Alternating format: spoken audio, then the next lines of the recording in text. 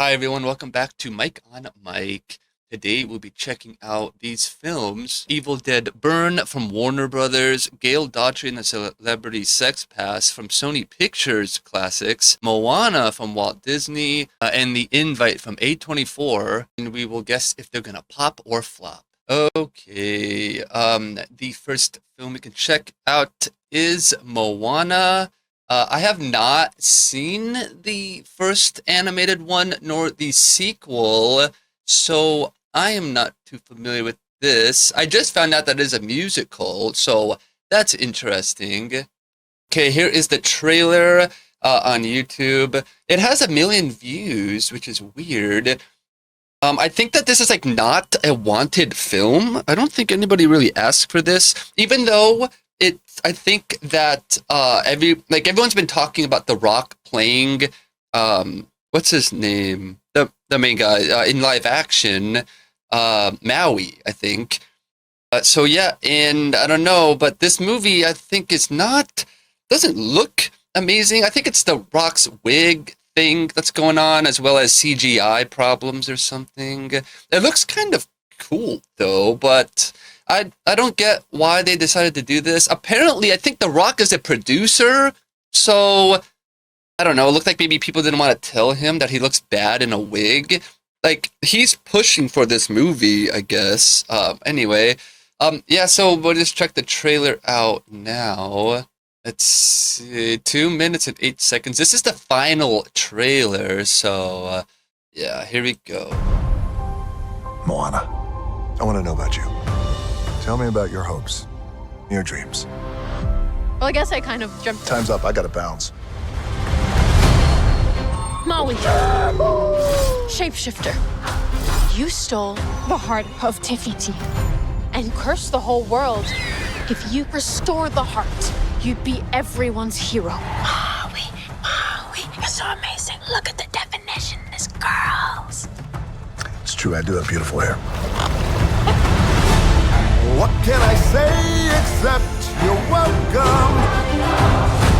I'm sailing away, you're welcome. This mission has no chance. We gotta go through a whole ocean of bad. We can do this. Maui's not spelled with a we, it's spelled with an I. Are you kidding? Good job, me. And she's back. Sometimes in life, you're the hero, and sometimes you're the bait. Wait, what? What are you doing in the realm of monsters?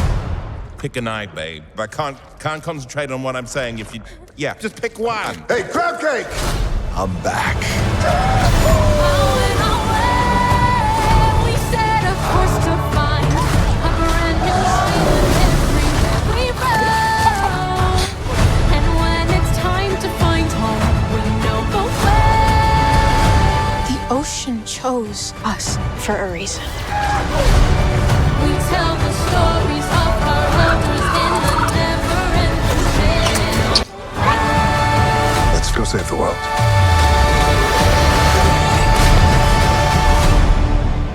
There is no escape. Oh, there is one escape.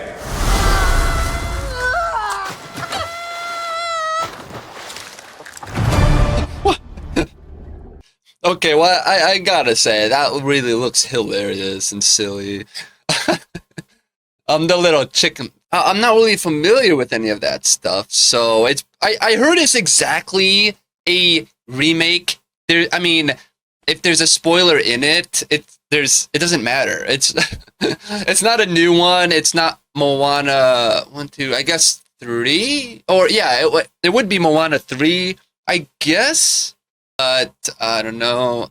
And then this is a literal remake of the first one. It's not a reboot. It's not changing everything. There's no new twist. There's nothing. The thing that I don't get is the girl the voice actor? Because The Rock is, but I don't know if that girl is. So this is really bizarre though. It looks good. It really looks good though. It does. It looks clean, doesn't it? Doesn't the graphics look quite nice and very clean? I thought the $200 million budget, by the way, went to The Rock, but I guess it went to the graphics, I'm thinking. I thought that it looked cheap, though.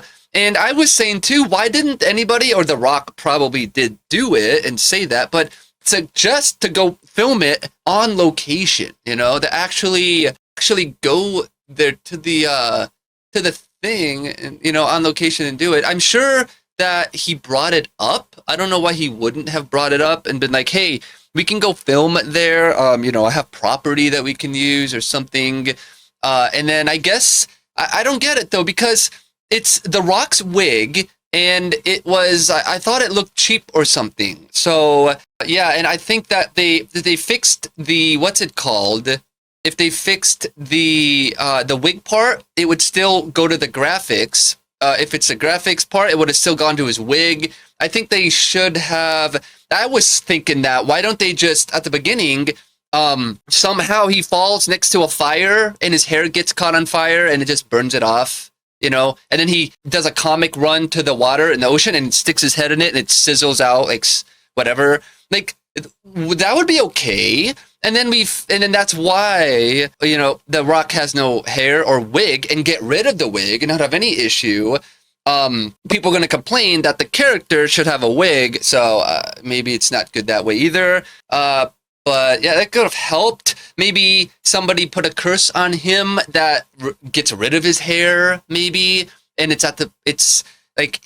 told in a memory, maybe, or something. Or he's wearing a wig, and then the girl comments on how silly it looks, and he actually removes it and explains that somebody cursed him or put a spell on him that he can't grow hair or something until something happens, right? And then we could check out some of these YouTube comments. 2016 Moana, 100% animated. 2026 Moana, 95% animated. Wow, that's funny. I mean, it looks good though. It doesn't look. I don't think it looks bad. I don't know.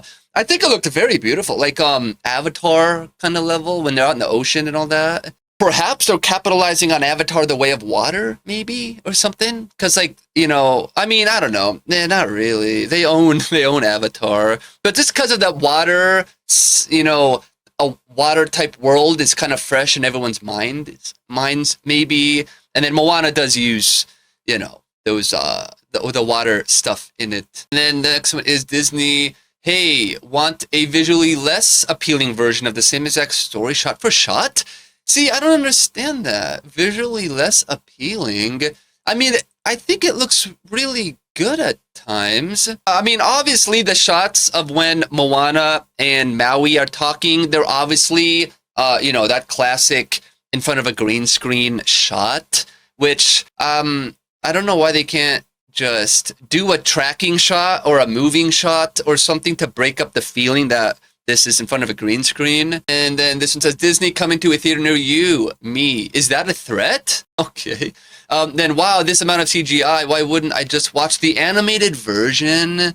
The thing is that, these have a different feeling, A lot of people don't watch animated stuff. It's just how the brain works. I don't know. It's just, people are visual. People are not visual people.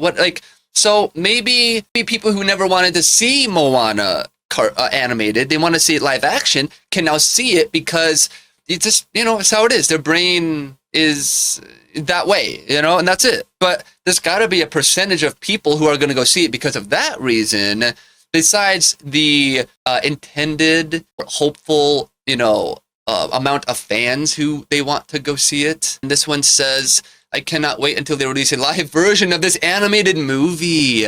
That's funny. They practically showed us whole movie in one trailer. Oh wait, we've already seen the whole movie, haven't we? That's exactly what I'm thinking. There's no twist in it. I mean, $200 million. This movie's gonna flop instantly. It'll end with probably 500 million, 450 million. I don't know if it's going to go over half, maybe, but Jesus, it's because of the budget. This movie is not going to make it. Eventually, yes, 2-3 weeks, whatever, it'll hit the 200 million. Unbelievable. That's I don't know. This movie is not gonna, I guess, do too well. This one over here said it's like they asked chat how a live-action Moana movie would look like and spit this out. That's pretty funny. Okay, so now we can go to, well, gosh, I'm just reading a few more. Like this one says, Moana the movie got new graphics. Good thing it's exact same music as the 10-year-old movie. And then rock is rock as usual. Yeah, I don't, besides a few there's other things, what about the music part? Is the songs gonna sound differently? Did they re-record them so that they can lip sync to them on set? Or are they lip syncing to the old ones? And yeah, that's confusing. That's pretty confusing, I gotta admit. And here is the IMDb page for Moana. It looks kind of complex at moments, you know what I mean? Like all that, like in the final, the final shot, all this, it looks cool, I guess. I don't know. And then I heard that the muscle suit is weird, right? Isn't that also the thing? It's just, I don't know. I mean, there's enough, what's it called? Movie and footage and stuff that they could easily AI The Rock's body and have it digital. I mean, and then put the mocap dots all over him. They could have easily done that, and it would have looked more. It would have looked maybe. The other thing is that they could have actually mocapped the whole movie, and then it would have been animated or whatever sort of a thing, and it would have looked more like Avatar, like maybe a little cleaner, sort of. And yeah, so here are the tags for it. Quest, see adventure, teen comedy, teen fantasy, action, adventure, comedy, family, fantasy. Live action adaptation of the 2016 Disney animated film Moana. That's just the plot of this movie. Hey, we want to make it, there's the same plot. This is so weird. Is this shot for shot the same? Or like if you put them up next to each other, it's literally the same, because what they could do, just like Spider-Man, Spider Noir, they could have this where you're watching it and you could switch between the animated one and the live action one or something. That'd be so funny. Let's see. So then, wow, my God, the stars are the rating is at 5.4 stars, and that's not because the movie is bad. That is really interesting. That's just because this is a bad version or adaptation or idea or concept of the film, rather than it being bad. The story is, right, 7 stars, 8 stars, whatever. The story is good and all that stuff. But my God, it looks good. See, that's the thing, though. I've never seen it, so I can't really have that true kind of like an opinion, because I don't have much to base it off of. I'm gonna watch the new one, the old Moana, and then the second one I think sucks. The sequel is not good and not needed, and nobody really wanted it, or not that it was done. It should have been a good sequel, a sequel to Moana. It should be good, right? If not good, then just okay, right? It's, I don't know. But again, though, it's just if Moana needs a sequel. Is it for money, or is it like because they need, they have more stuff to tell and they couldn't get it into the first one? I don't know. I really think that before they make a first one, they need to pocket a sequel and have it ready. But the first movie is self-contained. But they leave a story open that it is solved at the time, but it could get more exploration down the line if they need to in the sequel. And then they could choose to do that if they want, set up a sequel. If there ever wants to be a sequel, at least it's there. At least it's a logical sequel, not a cash grab sequel or something like that. It is directed by Thomas Kail, who I am not familiar with. He is known for Hamilton, Fosse Verdon, Grease Live. Wow. And he's been married to Michelle Williams since 2020. They have 3 children. And then down here is for producer Moana, We Were the Lucky Ones, 8 stars, 7.7 stars, or 7.7 stars, 8 episodes. And then World's Best, 5 stars. Up here, 6 stars, 8 episodes. Hamilton, which I think might be like his most popular thing, Hamilton. I don't know. And then Grease Live, The Royals. These are all 7 stars, though. Not bad. And then he actually specifically directed most of those, actually, or just about all of them. The Oprah Winfrey Oscar special. That's pretty funny. And yes, any upcoming? No, nothing yet. Oh, after this? But see, so who's the writer, though? Isn't it's also written that. So we gotta go see who the writer are. These the original writers then, right? They should be the ones who wrote Moana 2016. I forgot whenever it came out. So let's go down here. So writer Moana, he wrote this based on it. He just rewrote it for the screen. He wrote the screenplay, not the story, for this one. Zootopia 2. Really? Moana 2. Yeah, that one. So it's not terrible, but it's just weird, I guess. It's not amazing. Encanto, he did that. Moana, the original. And original Zootopia, which got higher than Moana. That is kind of funny. A TV series of Dumb and Dumber also kind of did okay, actually. Who Wants to Marry My Dad? 5.3 stars. All of Us, 5.9. And is that it on his low ones? Except for this new Moana, which has 5.4. That is the newest addition to his resume. And then Hexed and Frozen 3. Oh my God. Well, that's funny. Who would have thought of that they're making a trilogy out of Frozen? Now, again, though, is that going to suffer the same results of this film?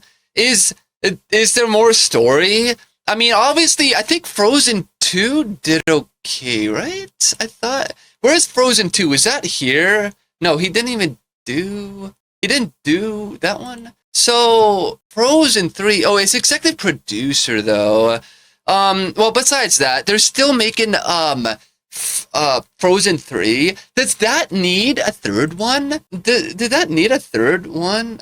See, again, though, it's like you could do a smart cash grab by setting up a sequel and a trilogy, a third one, and then at least you get around that, whatever. The second writer is Dana Ledoux Miller, I guess. Maybe that could be the pronunciation of that name.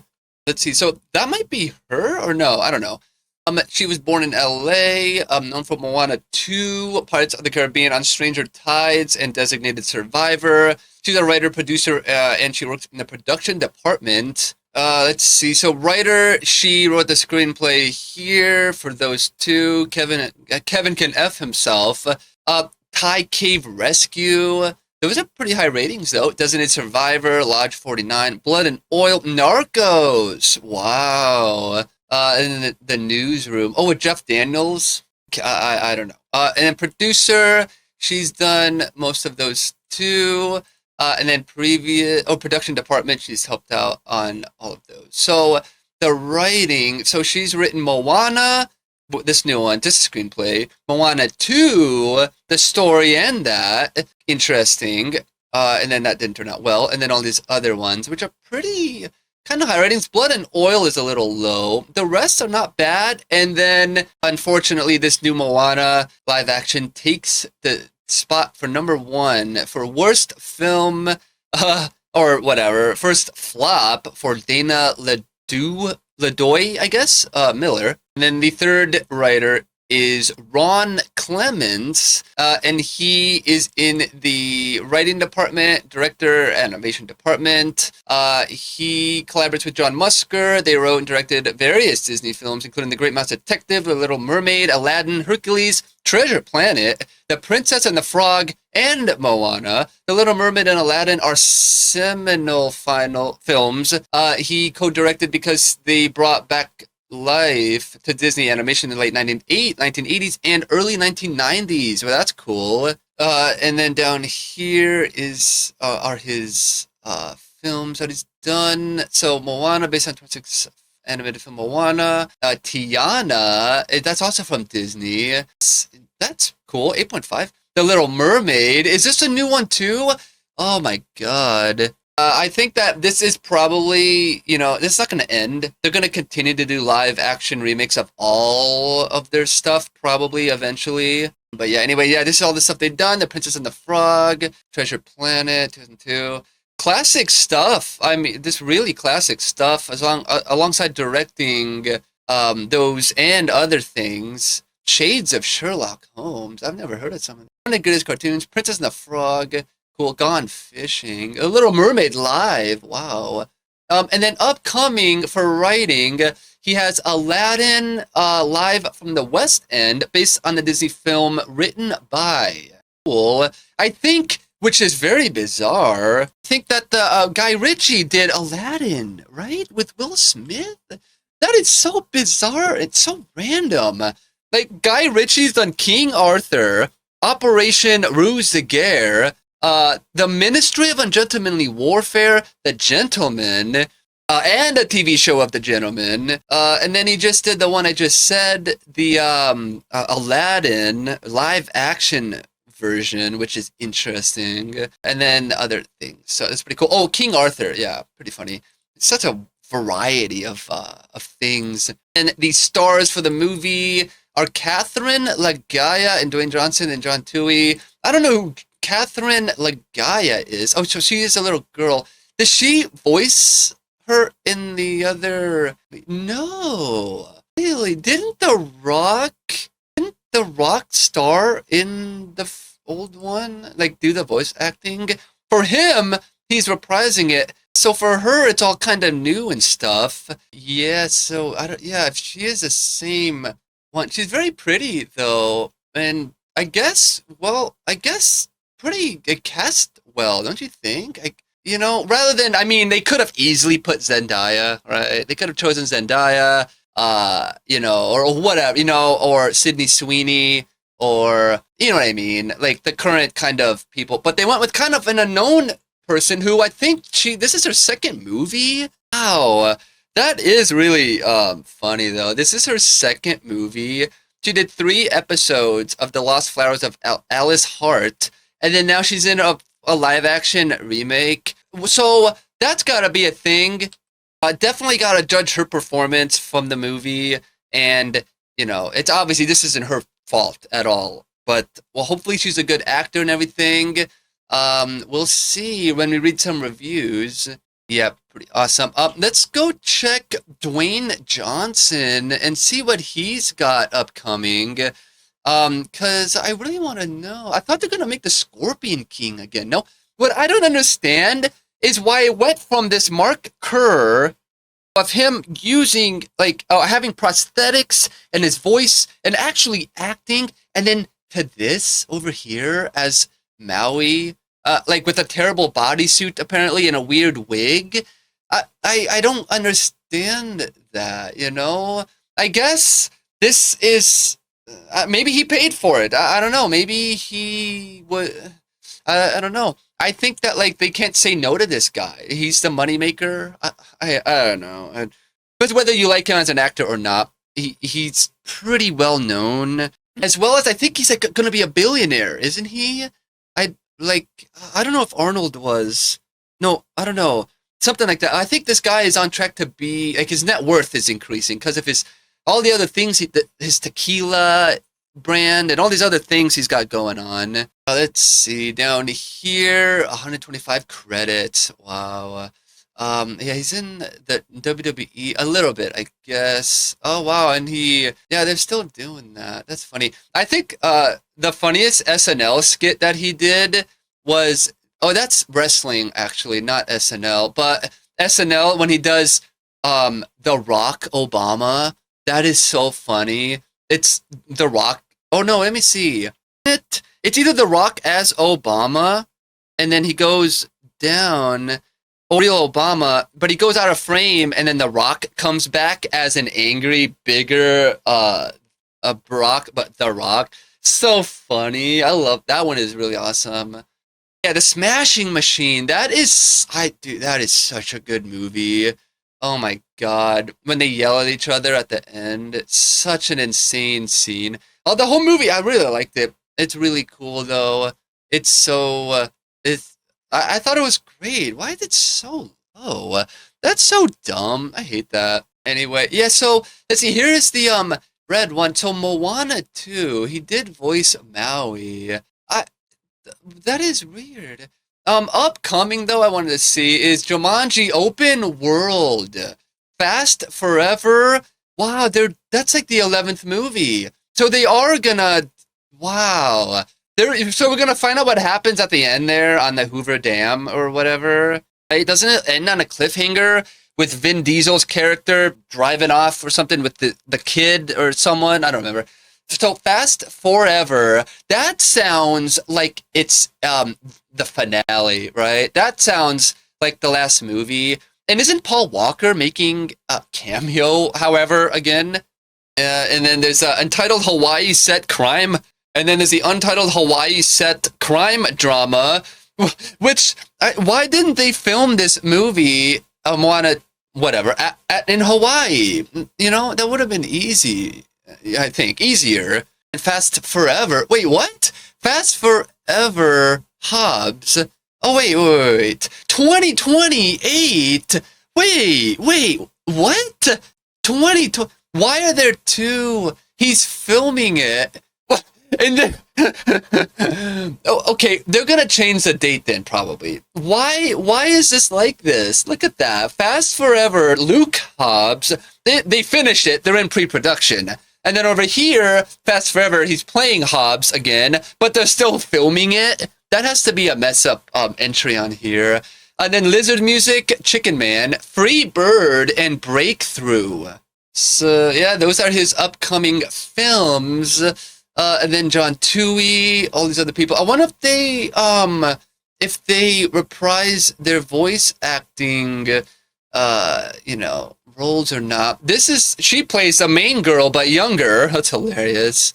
So yeah, that's the cast and the writers and directors.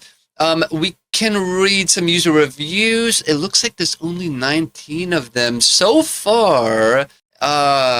Yeah, so the first one here is 10 out of 10, worth it. I enjoy every second in the movie. Thank you. This one is truly outstanding. It offers a perfect mix of heartfelt emotions and meaningful life lessons, humor, and unforgettable moments that everyone can enjoy regardless of age. The characters are lovable and relatable. The story is engaging from beginning to end, and the message about love, kindness, and family stays with you long after the movie is over. The visuals are beautiful, the music fits every scene perfectly, and the overall experience is both entertaining and inspiring. I highly recommend this film to anyone looking for a heartwarming movie to watch with family or friends. So, besides the graphics or any of that stuff, that's all new, right? Whatever. The story is the same. Shouldn't the rating be essentially the same? Being like, okay, why is this here? Whatever. Same movie, same whatever. Bad version, bad something. So I don't get that. It should be the same. It should seriously, the same feeling should be had, I think. I don't know. This one, 1 out of 10, Moana. I was really disappointed. The story felt unnecessary and lacked the heart, humor, and emotional impact that made the original so special. The pacing was uneven. Several scenes felt rushed, and the movie relied too much on nostalgia instead of bringing something fresh. While the visuals were impressive, they weren't enough to make up for the weak storytelling. I expected much more from a Moana film. It seems like people are not seeing that this is a remake, not a reboot. There's nothing new here. It's literally the old movie, except live action. Perhaps they changed things because it didn't look right or feel right for live action, maybe, which is a strange choice. I think they could have just left it, unless they didn't want that copy paste, sort of like a tag like, oh, this is a copy paste of the old Moana. And I think they changed a few things so they can say it's not an entirely, direct copy and paste. We changed a few things. It's like, it doesn't matter. You should have just copied it, which is the point. If you're going to reboot it, then you should change more stuff. You know, make it a light trilogy, sequel, or something alongside a new reboot. And that probably could have worked better. Yeah, I think it looks like people are confused that this... I'm so disappointed. This is really bad. It's like, yeah, but that's not true. It's a remake of the first one. There's nothing changed. The story is the same. Like... You know what I mean? Unless they've changed it, but that's not a remake. That's a reboot. So, what I'm saying is wrong, then it's them who's wrong, and they did a reboot in a variation or something, or a retelling. A retelling might be a better description. And then this one, 9 out of 10. This is my Moana. Jesus, in comparison to this, in contrast to this one, 1 out of 10, I was really disappointed. 9 out of 10, Moana is extremely faithful. I mean, what in the world? This has to be fake bot stuff trying to stir, drama, make issues, make all these stupid things and make us all fight with each other over nothing, over pointless crap.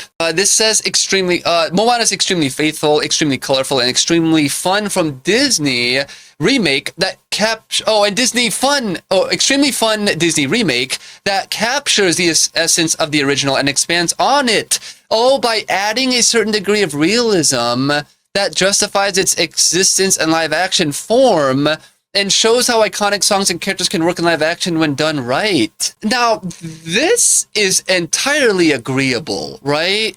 That's what I'm expecting it to be, right? That makes sense. Remove some things that don't work in live action, but add things that do work, but at a risky cost or whatever. I don't know. It's like, hey, we're making a remake. It should have been a no. And then it's like, okay, yes, okay, you're gonna have a lot of problems. People are gonna really, this is gonna get a lot of backlash, right? And they said, screw it. Or The Rock said, if you don't do it, I'm gonna walk. You're gonna call me The Walk. I'm out of here. And they're like, no. You know, I don't know. The pitch meeting for this one is gonna be hilarious. And then what else? 7 out of 10, Moana, a familiar journey that adds nothing new. 9 out of 10, respecting the original while becoming something of its own. See, I don't... Now, these two are both a little bit different from each other, but it's more on the side of what I'm expecting from the reviews. And 9 out of 10, absolutely loved it. Not sure why there has been many negative reviews. It was so beautiful to watch Moana come to life. That's what I was saying. It looks like that is true. Then my kids loved it and I loved it too. I think it was good that the story stayed the same, but they also made it a little different by adding some funny jokes and some new songs too. I would watch it again. It was that good. That's what I'm thinking that it should be. These sound more believable. 10 out of 10, love it. 10 out of 10 it's good. 10 out of 10, Moana. 5 out of 10. I was even thinking of giving it a lower rating. It says, as someone who hasn't watched the animated version, this wasn't what I expected at all. Everyone kept telling me the animated movie was amazing, so I thought this would be as good as live action remakes like Lilo and Stitch or How to Train Your Dragon. But honestly, I was disappointed. 5 out of 10. I know a lot of people don't agree with what I said, but this is my opinion. Sorry. This person, you don't need to apologize. I hate... God, I know it sucks. You know, somebody out there is going to track you down and murder you because how dare you say this, whatever.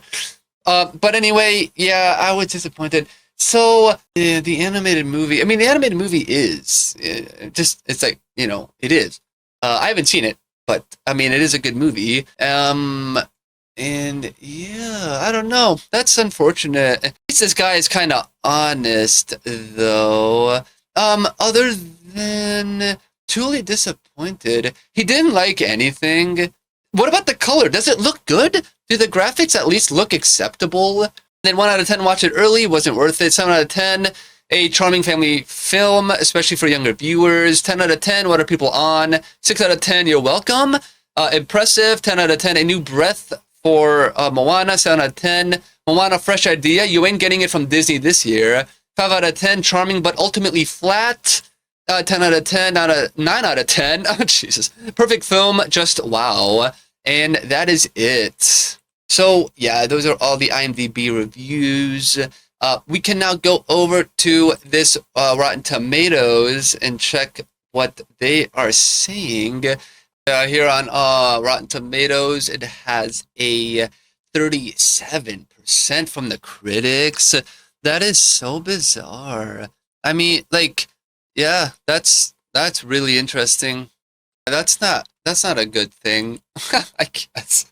So critics reviews, Aparita Bandari from Globe and Mail gave it a splat, saying while the animated feature sought to enchant audiences with its rendering of Polynesian mythology with breathtaking creativity, the live-action version almost flattens out those imaginative renderings. Wow. Polynesian mythology. Nikki Gemmell, or Jamel, I guess maybe, from the Australian, give it 2.5 out of 5. Rotten, I guess, or splat. The beautifully animated Moana sparkled, yet this version doesn't, despite closely following the original script. That's so bizarre. Like, even Supergirl, the new one, based in compared to the comics, total opposite ending, hint, hint, and completely missing the point of the character. Just completely missing the point of a character arc or characterization. Yeah, this is unfortunate, though. Sandra Hall from Sydney Morning Herald gave it 2 out of 5 splats. Rotten, saying the power of the ocean in this scenario stands in for the power of the Walt Disney Company. This is a film where everything appears to happen automatically in accordance with Disney formula. Okay, that's a good one. And thank you to these critics for calling that out. That's really good. And then Fico Cangiano from Cinexpress gave it 2.5 out of 5, saying it's rotten. The way too soon argument, 10 years old, is accentuated even more when all you do is basically just a shot for shot, line for line, copy paste of the superior original animated film. That is what I was saying, and I think that is agreeable. Shot for shot, line for line. Like, if you you can't, like, you come up with something like that, and that's that. That's the story. Like James Gunn changing Superman's parents' backstory that he has to go conquer Earth. What?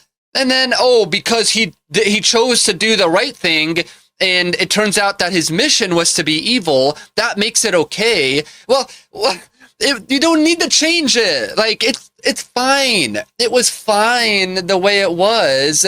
And everybody in Superman, whatever, they're like, oh, that's not true. Brainiac changed the message. And then the other half, it was fake, whatever. It turns out it's real. Okay.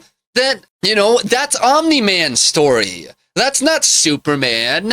Omni-Man comes from the whatever people, and to take over Earth. That's it. Like, that's Invincible. That's that story, which is season 1, by the way, and I love season 1. But I don't get it. Superman is an Omni-Man. Superman from the Viltrumite Empire, right?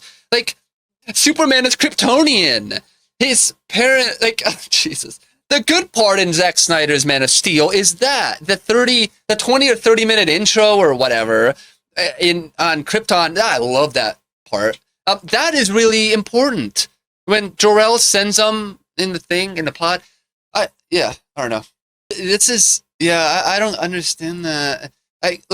You make up a new character is what I'm saying.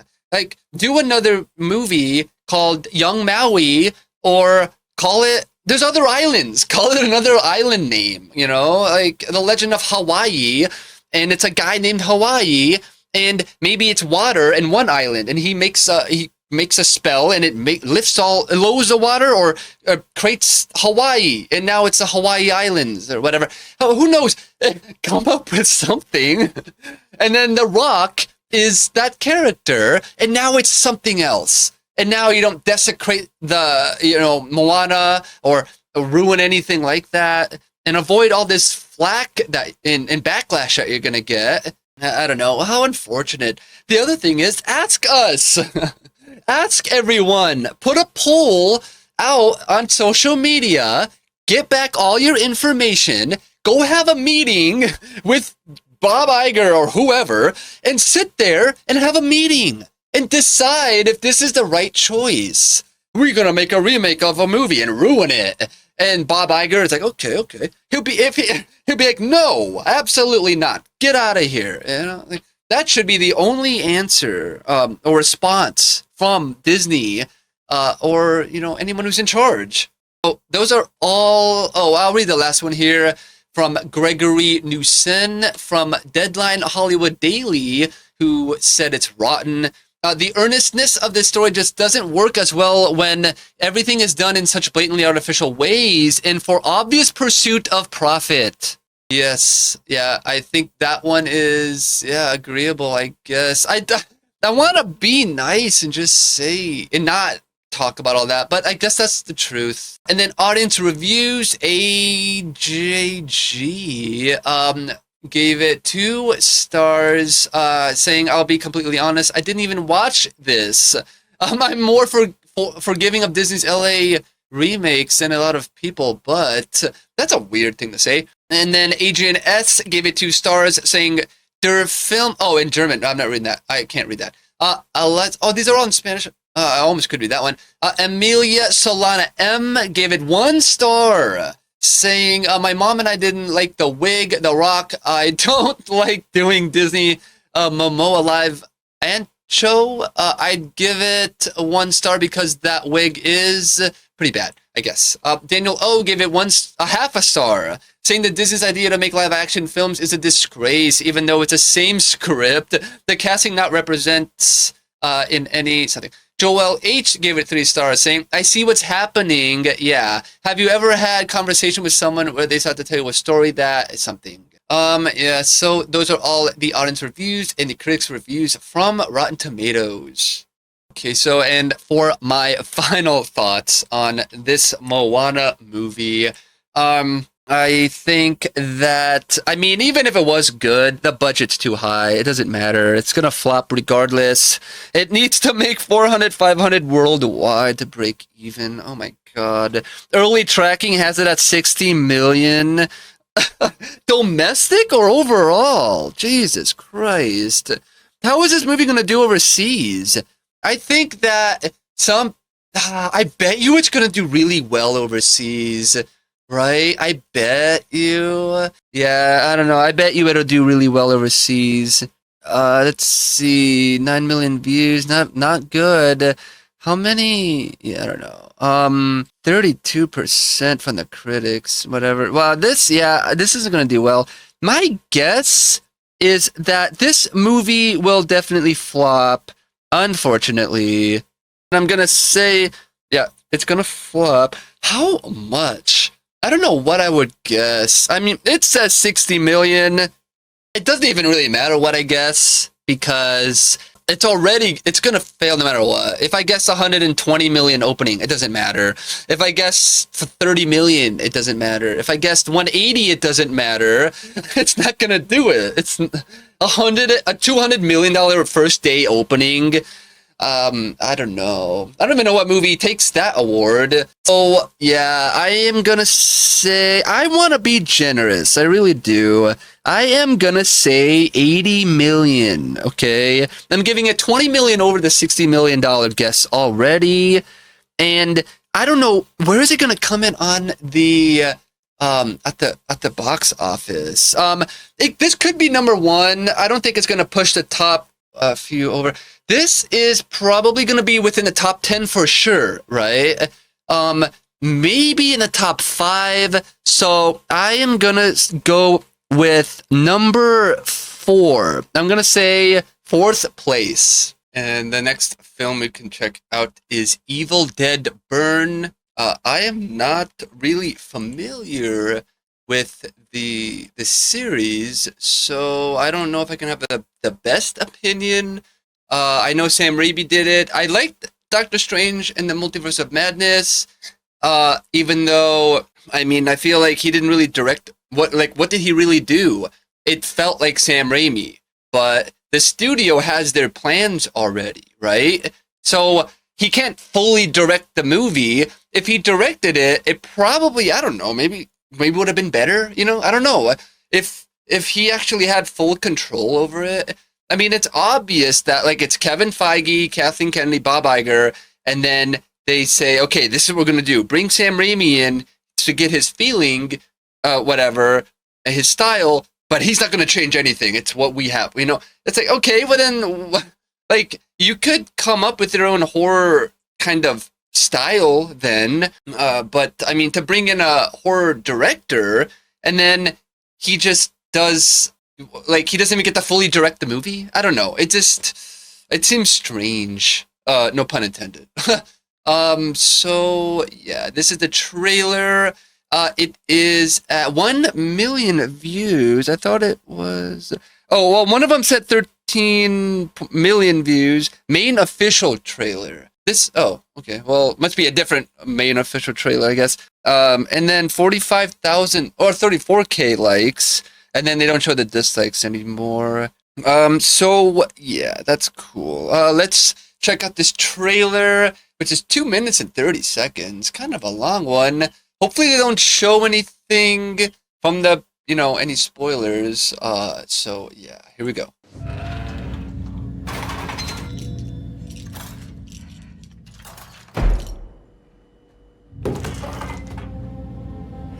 Alice?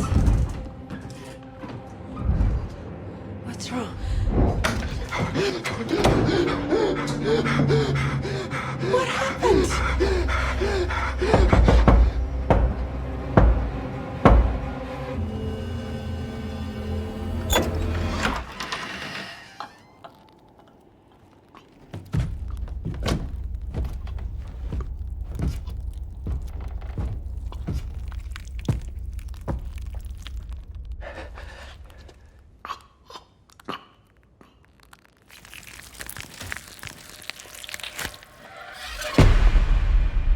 We found you.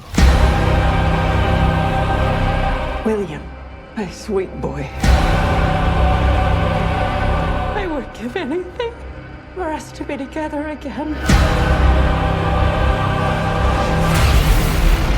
Our grandfather believed the devil would return if anyone read from the Book of the Dead. Calm down.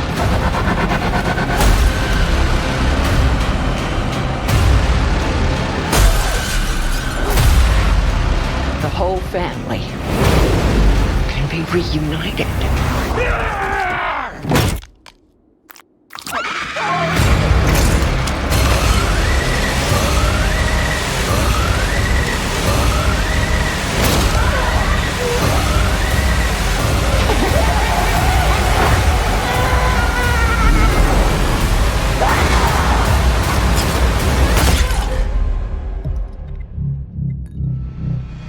Cheers to your perfect family.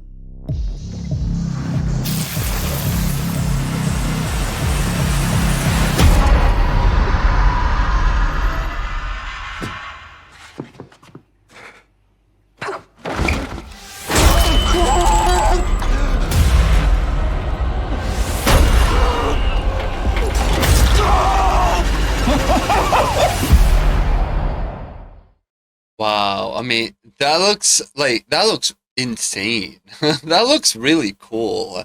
It's finally like new things, isn't it? Like, it seems like it's new stuff, new camera shots, new like sequences, you know, or whatever. Yeah, like it seems like that, new things. But I know like a lot of movies do that, but this seems like actually like another leap in like creativity. You know, A24 does a lot of stuff like that, and then what else? I mean, I guess Guy Ritchie does that. He's experimental with this stuff, and like, oh, they would do a really cool camera shot for like 3 seconds, you know, or whatever. In that other movie, I just watched one, and they did a cool shot, just like, and they kept going back to it, but a tiny bit. So I think, yeah, the camera angles just look really good. I think it's gonna be very creative in that area, is what I'm saying. And then down here we can check out some of the comments. There are 2,218 comments. Pretty cool. The first one says, can't deny the fact that Evil Dead is one of the best horror franchises. Note to self, never leave the dishwasher open when being attacked. I know, that's so cool.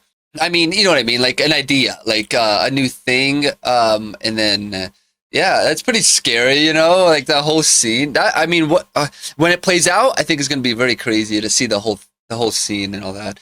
Someone said, cheers to your perfect family's absolute cinema. That mirror shot was absolutely stunning. Yeah, I like it. I like the other scene when it looked like they're on the ceiling, or upside down, or whatever, and the camera rotates and they're on the ceiling. That was pretty cool. It kind of looks like this continues from the Evil Dead end of Evil Dead Rise, with the girl and her friends at the lake, and that might be how this starts to spread. I often love the camera work, man. Yes, I agree. I love how the Evil Dead series works, either as comedy horror or just balls to the wall horror. Can't wait. Somebody said, you know it's going to be good when you have to verify your age. Someone said, if Evil Dead 2013 and Evil Dead Rise had a baby, Evil Dead is the most consistent horror franchise, not one bad entry. Finally, we got the trailer. This looks insane. I know the director will never disappoint. Time for a new era of pure evil. This has to be one of my favorite horror movie franchises. So yeah, that's pretty good. Looks like people are liking it overall, which is pretty awesome.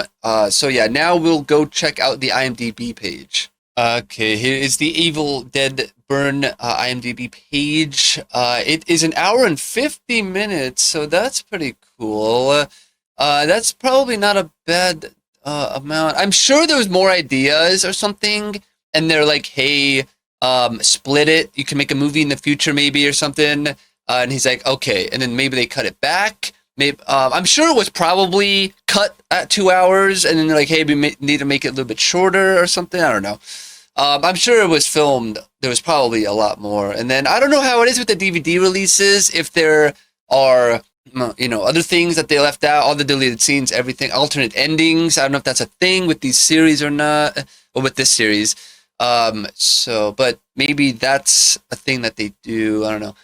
It's rated R. That's pretty obvious. The tags are Evil Dead, body horror, monster horror, psychological horror, splatter horror, supernatural horror, zombie horror, fantasy horror, mystery. And then after the loss of her husband, the plot is after the loss of her husband, a woman seeks solace with her in-laws as one by one they transform into deadites. She comes to discover that the vows she took in life survive even in death. Wow. That's an interesting plot, I would say. But pretty cool. I haven't seen any of these movies. I might have seen the first one a long time ago. I have not seen any, so I can't give a true opinion, like what I would expect. It looks great on its own, though. The trailer looks good. I don't think doesn't look like they spoiled too much. I don't know. It looks like they just showed you a lot of the stunts and things that are going to be in the movie and all of that stuff. So that's pretty cool. It has a 6.9 star rating. And then the director is Sebastian Vanacek. I've never heard of him.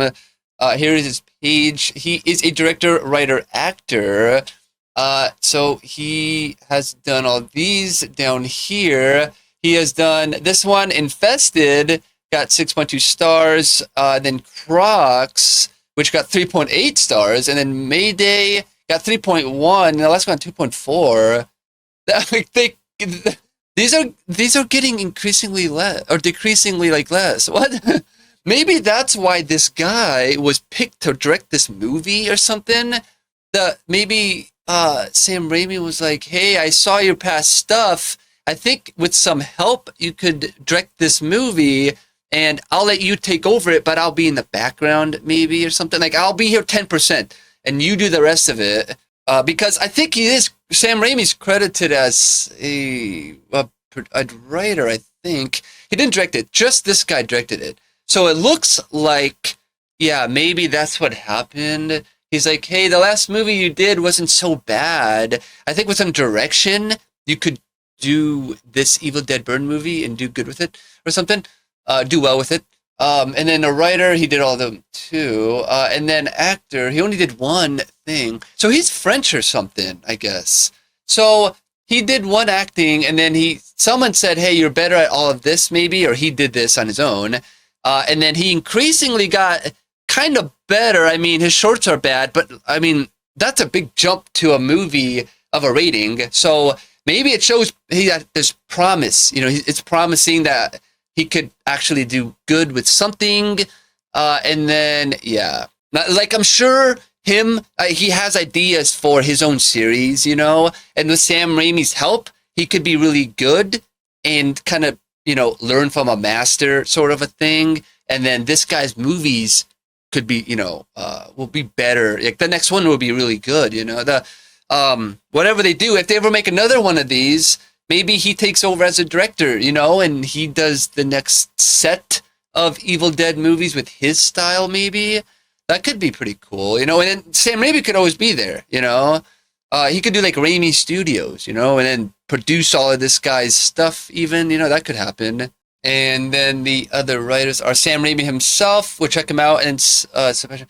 And then, so yeah, Sebastian Vanchek did help then. So then Florent Bernard is the other person. So I'm not familiar with him. So Evil Dead Burn. Oh, he's done all this. Oh, and he helped on Infested with the other guy. Okay, well that's cool. A lot of French. This is French, right? I think. Cool. So he's done a lot of that stuff. He's definitely a variety of things and ratings as well. This one got an 8.1. 30 episodes of pitch. Holy crap. And wow, this guy's got a lot of experience. And then he's directed, wow, that's weird. Not a random stuff. Mostly French things, I think. Yeah, not much. He's way more, he's better of a writer. Maybe these two people should team up and do a partner director, like a partner thing, a writer-director duo thing with Sam Raimi as like a producer in the back. You know, that could be a good little trilogy, or like a triangle of, you know, of people. Yeah, that could be pretty cool. And then here he has something upcoming, which is a French film, I think. Writer, pre-production. So, yeah, pretty awesome. He'll probably be back if they ever do more of, specifically this Evil Dead series. And then Sam Raimi himself, credited as the second writer, I guess.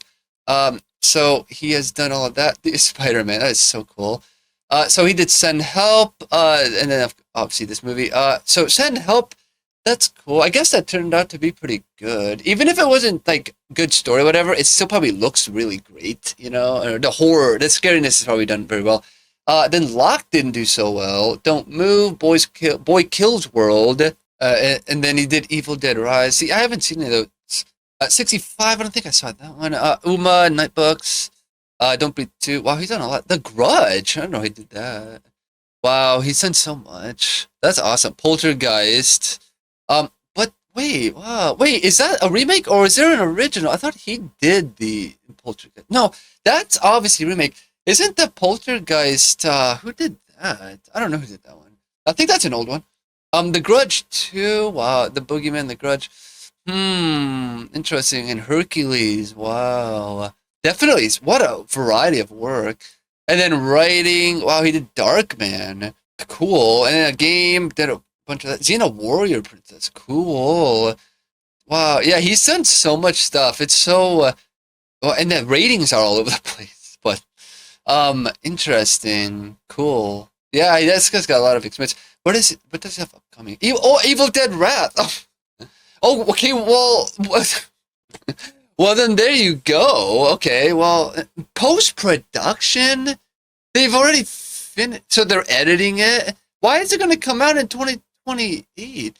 Evil Dead Wrath.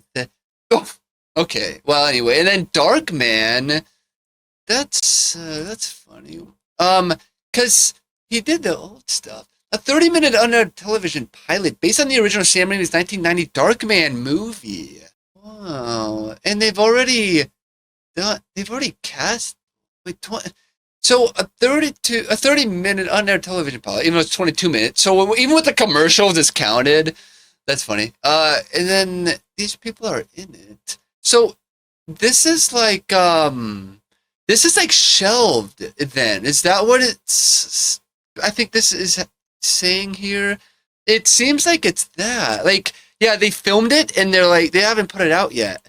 And that's why back here it says that on his thing that's gonna come out, or that it's in post-production. Oh wait, because so this must have had some issues like in production or something happened. And they filmed it's kind of done because the pilot. No, maybe it is separate. No, because and this is a TV movie. It hasn't been announced. See, I'm thinking they filmed it and everything, and it's on hold. That's what it seems like, and they haven't announced it yet because of something. Maybe he said, "Let me finish the next movie. We're almost done with it. Maybe we'll shelve the Evil Dead movie." And then I'll get back to the Darkman film, which is all shelved. They'll just take it back off the shelf, unshelve it, I guess. Something like that, right? If this is hard set for 2028, and it's post-production, they have years to edit it, and they're probably not going to take that long for it. And so it's going to be shelved and postponed and then released. So I guess, unless they move the date up, which I don't know if they can do that. Maybe. And then Darkman, and that will come out. So is Darkman supposed to be like the pilot episode, and then from that they're gonna make more or whatever? And the thing is, it's like it should be good. If they haven't learned what made the old ones bad, if they were, then this one's gonna fail too. They need to learn from their mistakes from the old one and be like, hey.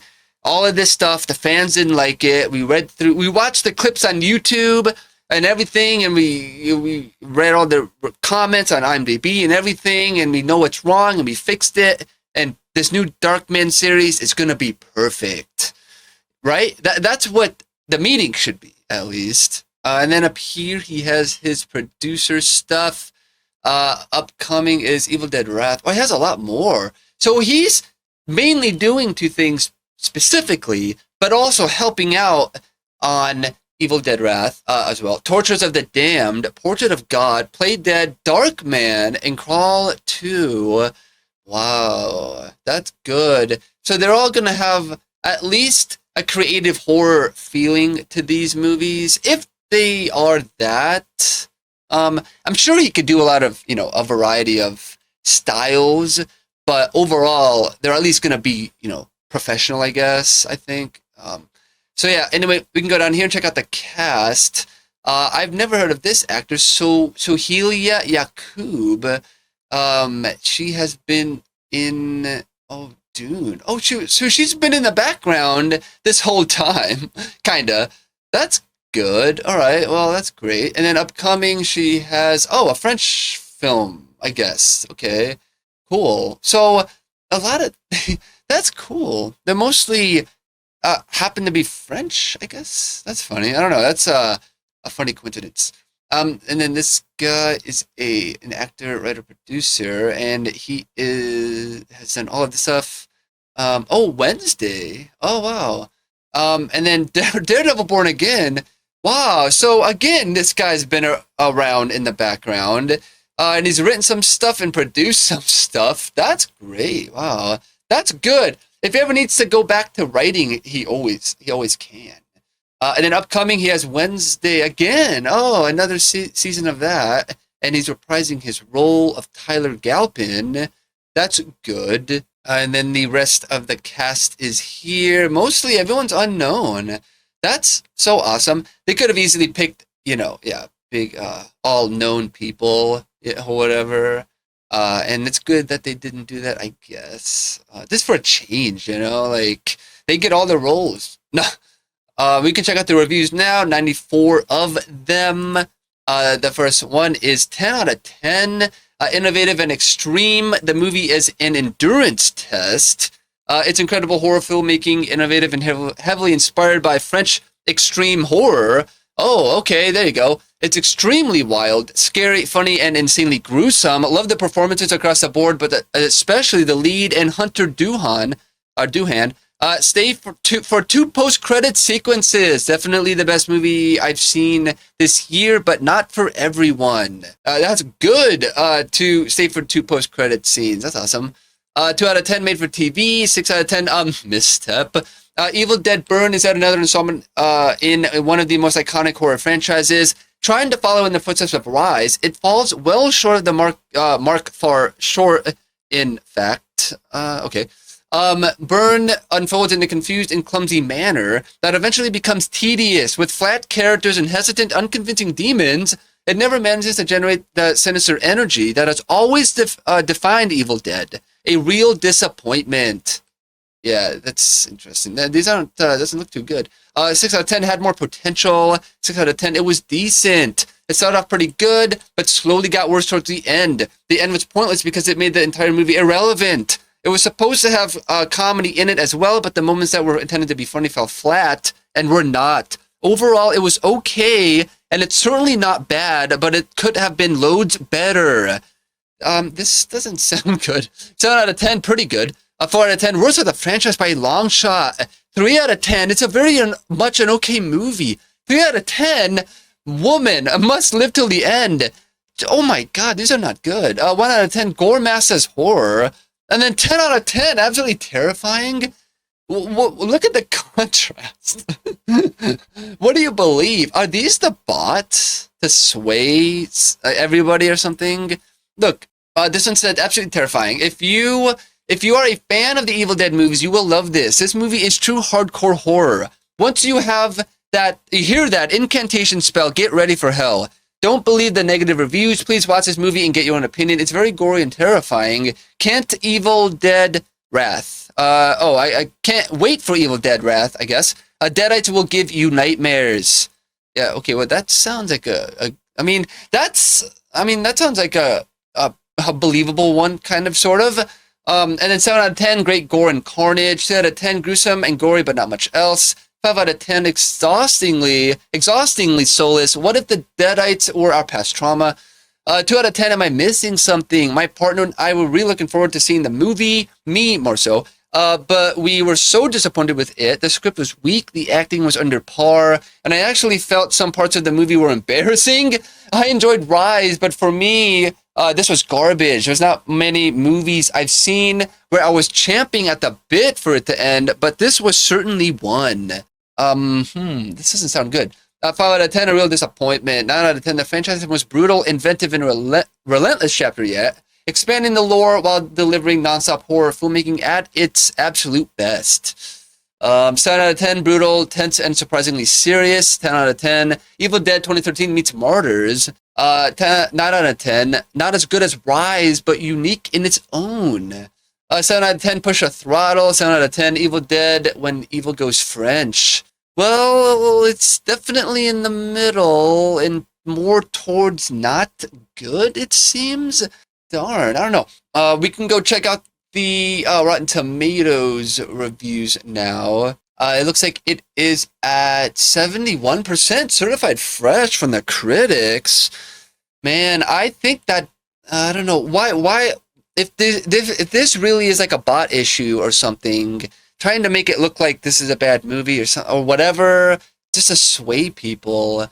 I don't know, it's weird. Yeah, because the critics certified fresh. What is the audience gonna say? That's I don't know what to say. I feel like there's enough of a fandom in all that in support that this movie is gonna do okay. But there is that chance that it's gonna be disappointing, or like what we just kind of read. The critics' consensus is Sebastian Vanacek was guts with glory in this latest installment of Evil Dead, featuring the meanest, nastiest, and ickiest chapter that is sure to leave fans with a wickedly satisfying burn for more.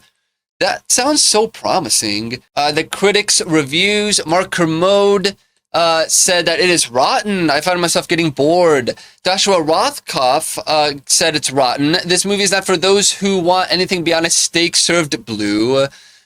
Keith Phipps said it's rotten, 2.5 out of 5. This takes quite a while to get going, and once it arrives, it's relentless and mean-spirited. That there's already an extensive entry up at Does the Dog Die? But it's also undeniably stylish. I'm confused. It sounds like this guy likes it. Luis Pomales Diaz said it's fresh, 7 out of 10. Burn is the Evil Dead franchise's equivalent of a pro wrestling match, and Vanacek's entry is taking you directly to a Deadite Royal Rumble. Okay. And then Fran Winston said it's fresh, 3 out of 5, saying it's extremely brutal and bloody, which will be a turnoff for some cinema goers. But for those with a strong stomach, this is a satisfying, albeit tangential, addition to the Evil Dead canon. That's kind of silly to say because obviously you know that you could just search this movie and you'd be like, oh, it's rated R, and then you'll see it's very violent. I mean, come on, it's obvious. And if you watch the trailer, it's pretty obvious. So I don't know, it's kind of weird. And then Jason Adams said it's fresh, saying the spectacle of eyeballs ping-ponging around Looney Tunes style has been put to bed in favor of a malevolence that would make even Clive Barker's Cenobites say, way harsh, Ty. Clive Barker's Cenobites. That's pretty funny. That's a real reference. And then the audience says, Steven gave it 5 stars, saying, I enjoy gory movies, and this was a fun one. Storyline was okay, and the end was okay. 5 stars for the gore. Preston gave it 4.5 stars, saying most definitely more grotesque than the last few Evil Dead movies, especially the one scene, something. So that's good. And then Rosie gave it 4 stars, saying pretty good, had some funny parts. And then Paul G gave it 5 stars, saying awesome, must see if you love horror. And then C gave it 1 star, saying just a sloppy film all around, quite a disappointment. And Alex gave it 5 stars, saying this felt like an Evil Dead movie. I liked how they added family and spouse abuse into it. It made the Deadites consuming something. So that is pretty good on the Rotten Tomatoes stuff. It's 71% certified fresh from the critics. Can't wait what the audience is going to say. I feel like there's going to be a high chance that it's not good. I don't know. We'll see. Or, like or something to do that, or just like be a bad attempt in some way, I guess, maybe. Okay, so for my final thoughts for this film, I think the trailer looks great. It looks really good. I love the camera work. It looks pretty scary. I don't think I saw anything spoiler-y in the movie. I don't know. We'll see. And then down here, we could check anything else out if there's any trivia really quick. It says Evil Dead creator Sam Raimi selected Sebastian Vanacek as director after being impressed with the work on Infested. I literally just said that. Vanacek stated his intention with the film was to create a visceral sensory experience that punches the audience in the gut. I want people to feel physically drained when they leave the theater, like they've been through an emotional and intense journey. That's pretty cool. I literally had that thought. I feel like this guy was selected because that last movie was promising, and there you go. We can go down here and check out any financial stuff. Nope, nothing available. It looks like the budget is $20 million. That's what I have here. So I think that Evil Dead Burn could do well if it's not a cash grab of an entry. If it actually does open with a storyline that the fans go, oh, and and it's like, okay, I'm interested. We'll see. Besides that, it looks good. It looks like it's produced very well and everything. They have 1 hour, 50-minute runtime. Should be a good amount of time. So, yeah, in the end, I think that Evil Dead Burn is probably gonna pop no matter what, because its budget is $20 million. I think it's gonna pop with $30 to $40 million, if not more. I don't know what it's going to end with. It'll probably be the full 30 days. Maybe end up making 300 million or 200 million. I'm not sure. And then I don't know about overseas. It could do very well over there. And then overall, I'm not sure. Maybe closer to 80 million, maybe. I don't know. We'll see. And then I guess I could have checked the last ones. I didn't really check the last movies. But anyways, I think this movie will pop with 30 to 40 million and be in the top 10. If not top 5, I think this has a chance to be in the top 5. I'm going to say specifically number 6. Next film is called The Invite from A24. I've seen a few things from this. I do unfortunately have kind of an issue with Seth Rogen. But I mean, he is, besides that, he is very talented. He's very good at what he does. But sometimes it can be maybe it's so much of him though. I don't know, something like that. But I really liked his voice acting in Paul, when he voices a little alien. I thought that was a pretty good performance. And then, of course, I've seen all of the other things with Seth Rogen. I like Pineapple Express. I think that's probably the first thing I saw him in.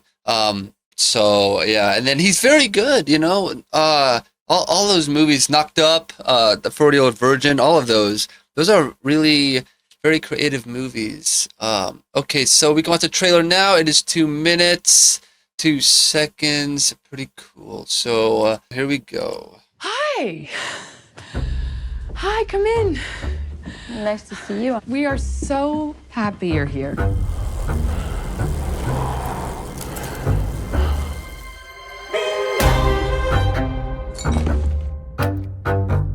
Are we expecting people? Can we put curtains on this window? I don't like how they can see into our apartment.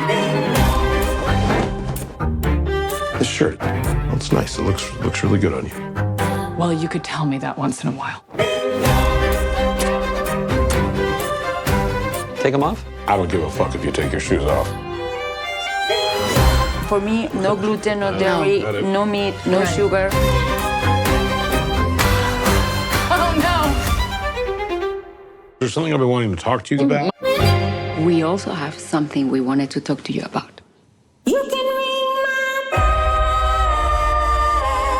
ring my bell. We feel a very strong connection with you guys. That is so nice. Thank you. Yeah. I'll say thank you, Joe. Thank you. Very flattering. You can ring This is amazing. Take it all back. We should invite more people. Best night of my life. It's like a little game we have. They're fucking with us. We really just wanted to see the apartment. Why do I feel like everyone knows something except for me?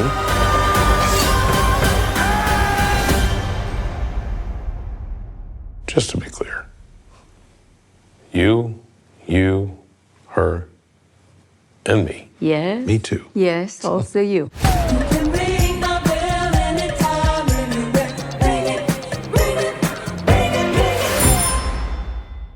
Okay, so cool. Okay, they're dancing around the plot, obviously. It sounds like maybe it's sex, I'm assuming. I don't know. It definitely, it could be anything. Then my second one was maybe a drug or something like that. I don't know. It has to be different than new though, right? But I don't know. So I feel like if it was sex, would that be considered immature? And would that get bad ratings and stuff? I don't know. That's my first kind of feeling. I don't know, kind of interest or thought, but they're dancing around it just like the drama, exactly like the drama, same exact thing. That's good, I think. And the trailer does have 11 million views. Cool. We'll check out all the other stuff in a bit. And then some of the comments are saying 139, the most funny way to reveal the actors' names. Whoever A24 hired to edit these shows needs a raise. Yep. Is this a sex thing? Channing Tatum? A24 has mastered the genre of why fantasies should remain fantasies. And then someone said, this much socializing is basically my worst nightmare. I'm in. when a trailer leaves you guessing instead of telling you the whole plot with 2 to 3 possible endings to it. I know, that is so cool. That's great. A24 really knows how to make a trailer. The way they reveal the 4 actor title cards is so effing good. This looks like a stage play on screen. I love how it's shot. It gives nothing away, yet so intriguing. I miss trailers like this. Norton's range will be studied for decades to come. Generally insane how talented this guy is. That's awesome. All these, yeah, looks pretty good. Yes, anything with Penelope Cruz, 1,000 times yes. I went for Penelope Cruz and Edward Norton. It looks like people are like liking it, everything. That's pretty good. The thing is like, you know, A24 can be like sort of a hit or miss at times, you know, like, yeah, some of their movies are, yeah, it's either just they're good or they're I don't know, missed what was supposed to be the point, I guess. I don't know. But anyways, yeah, the trailer looks good. I think it dances around everything, of course, so that's great. And then I love A24 and all that, so that's pretty cool. And now we can check out the IMDb page for this movie. It is rated R. It is also an hour and 50-ish minutes, 1 hour 47 minutes, just like the other one, Evil Dead Burn. So that's cool. 4 big names are in it. The tags are comedy, drama, romance. The plot is Joe and Angela's marriage is on thin ice when they invite their enigmatic upstairs neighbors for a dinner party. The night spirals into unexpected places. It has 7.8 stars. Wow, really? Oh my god. That's surprising. Directed by Olivia Wilde. Wow, that's random. But she didn't write it. Jeez, that's pretty. That's pretty surprising. But yeah, Olivia Wilde directed it. Cool. And then the writers are Cesc Gay, who I do not know who this is. Let's see, Barcelona, Spain. Did Truman in the City? Pretty cool. 53 Sundays. He's also done The People Upstairs, based on the movie written by. Oh, okay. Then this has a really good chance to do good. Then upcoming, he has Deb Boven-Buren. Is that German or French? That's so funny. That other movie was French too, with that new director. He also did a lot of this stuff. Pretty cool. What are the ratings? 6 stars, 5 stars, 6, 7, 6, 6, 6, 2, 6 stars average. Then acted once. And I feel like a lot of these people, just like the last guy, discover that they're better at writing and directing. So that's good. I've never heard of him before. And then Will McCormick. McCormick. Yeah, maybe I've heard of this guy. Let's see. He is from New Jersey. Celeste and Jesse Forever. Everything Happens, I Love You, and Toy Story 4. Down here, he has done All Heart, A Swim Lesson, 6.7 stars. Kevin Can F Himself, 16 episodes. That's a show. 7.2 stars. Claws, Centerpiece. If Anything Happens, I Love You, 7.8 stars. Not bad. Definitely a real mix of experience. And then here, previous for acting, he has a lot of credits. In The Office, is that what I saw? Oh, he plays Wolf. Oh, for 1 episode. Cool. Wow, really cool. Done a lot of stuff. And then he's written also. Wow, this guy's got a lot of experience. Toy Story 4. Yeah, wow. He's just done so much stuff. And upcoming, he has The Avengers and Angry Bill. Development unknown for The Avengers and pre-production. So he's just starting Angry Bill. That's cool. Yeah, he probably knows what he's doing. And then Rashida Jones. I definitely think I've heard of her, right? Let's see. She has done In the Blink of an Eye, 6.1 stars. Black Mirror, 8.7 stars. 1 episode. Sunny. Oh, she's done a lot of TV series. Holy wow. Okay, well that's awesome. And then some movies, and voice acting, and as acting, and then Good Sex and Hexed is coming up, and then producer coming up is The Avengers and Straight Talk. She's helping out with that one. And then previous, she has done Sunny, A Swim Lesson, The Other Black Girl, Allende, Maya and the Wave. Pretty good ratings, I guess. Good. That's cool. And she has written The Invite, The Other Black Girl, Toy Story 4, Quincy, Black Mirror. Ooh. Oh, one episode. Nice. That's cool. Yeah, definitely a real mix of experience for these people. And then down here are the actors. Seth Rogen, Olivia Wilde, Penelope Cruz, Edward Norton, Skip Howland, Mel Powell. Pretty awesome. Let's see if for Edward Norton, if there's anything, he's gonna make a cameo if they have him as Hulk in the upcoming Doomsday movie. Let's see. Nope. Nothing. I wonder if it's like if they're trying to keep that a secret or not, or if he is. I think that'd be so crazy. I think that'd be so cool. All right, down here are the reviews. Oh, I want to read the AI summary. I love reading that one. It says. Reviewers say the invite showcases exceptional performance from its 4-person cast, with Edward Norton and Penelope Cruz earning particular acclaim for their nuanced work. Olivia Wilde's confident direction in the film's sharp, dark humor create a hilarious yet tension-filled experience that most found highly engaging and thought-provoking. However, the cello-heavy musical score divided audiences, with some finding it distracting and overpowering. A few reviewers also struggled with the film's uncomfortable vibe, finding it unengaging despite widespread praise for its wit and ensemble chemistry. That's funny. It's 7.8 stars.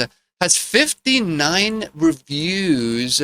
Let's see. So 6 out of 10. Love the people, not the pace. The characters are strong and well drawn, and Seth Rogen and Olivia Wilde bounce off each other with real ease. Their chemistry sells the idea of a long-term relationship, and the script delivers plenty of natural, funny moments, the kind that feels like you're sitting in the room watching the conversations unfold. Where the film stumbles is in its pacing. It's slow from start to finish, and the tension in high-pressure scenes loses impact as they drag on longer than they need to. A tighter pace would have kept the energy up and made those emotional beats land harder. Okay, well, that's funny. That's not a bad review, though. 9 out of 10, The Power of Simplicity. 9 out of 10, Penelope Cruz, and a good plot is all you needed. The whole cast did great, and the execution was well executed. The film keeps you glued to the screen. It's unpredictable with funny moments, crazy, heartfelt, and just chaotic. I recommend it because you're in for a great meal. Penelope Cruz, the beautiful face card that never changed. Olivia Wilde and Seth with amazing chemistry. And Edward Norton playing the calm role very well. One of those movies where it didn't have to do too much, but have great dialogue and great acting. Okay, well, that's awesome. Yeah, that's not bad. So it seems like it's on the good side. 10 out of 10, quite a pleasant surprise. They should be nominated. The performances were phenomenal. Comedy was so great. The mannerisms were amazing, and everything was engaging. The invite hit the spot, pretty sure the audience of 2. Such a nice bond between couples and chaotic conversations throughout. Seth Rogen and Olivia Wilde are so talented. There's some periods, I think, in there that are missing. Hope others appreciate this gem. 6 out of 10, total contradiction. It started really well and was funny and cute, but at the end, it was just gross. Also, it was a huge contradiction, which was confusing and a huge plot hole. On one hand, a character wants this, yet he said the opposite is true. A very inconsistent story. Was going to give it an 8 until the last half hour. Shame, as Edward and Penelope are amazing. Have a great day. 8 out of 10, a great surprising package. 8 out of 10, should be talked about more. 4 out of 10, a bickering drama with comedic moments. Yeah, so that's probably good on the IMDb reviews. Like I said, A24 can make hit or miss films. This looks like it's kind of on the good side, so we'll see. Here is the Rotten Tomatoes page.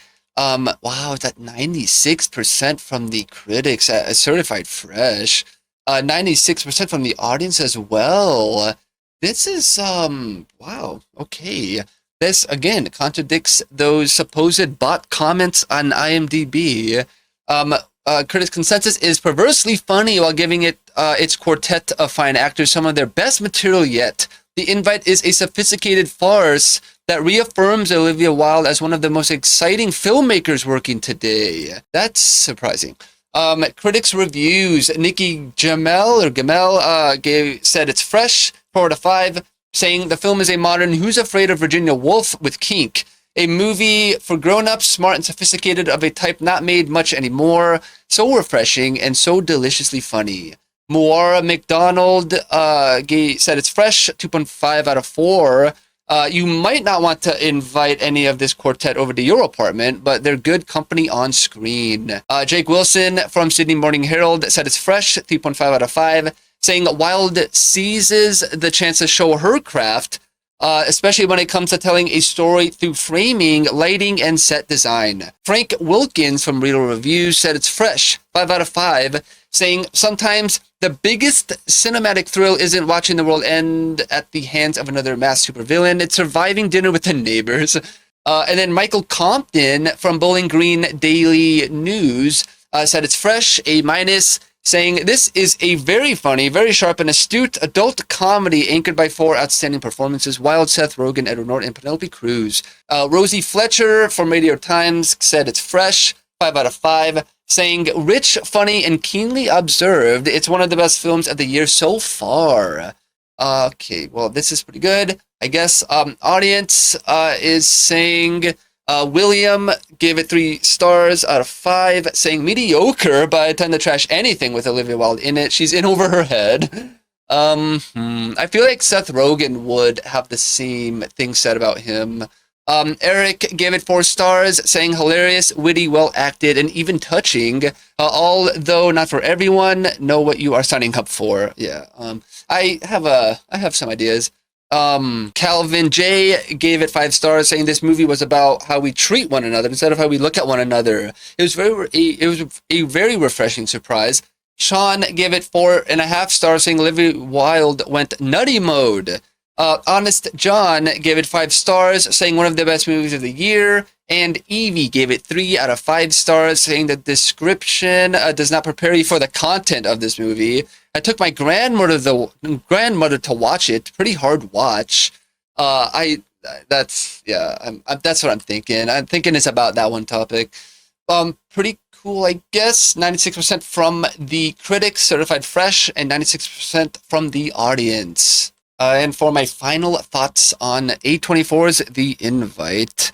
Let's see if the budget is here. It looks like it might be 20 to 30 million. Again, this is probably going to pop regardless, probably 30 to 40 million, if not more. Probably not overseas, probably not going to do too well overall, probably 70 million, 80 million, something like that. We can go down here and check out a bit of trivia if there is anything.